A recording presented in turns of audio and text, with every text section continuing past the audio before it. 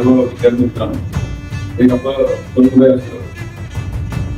पालकांनी आपल्यामध्ये खूप भविष्य बघितलेलं असतं आणि ते भविष्य बघताना त्यांच्या स्वतःच्या आयुष्यामधलं जे जीवन असतं त्यांचं,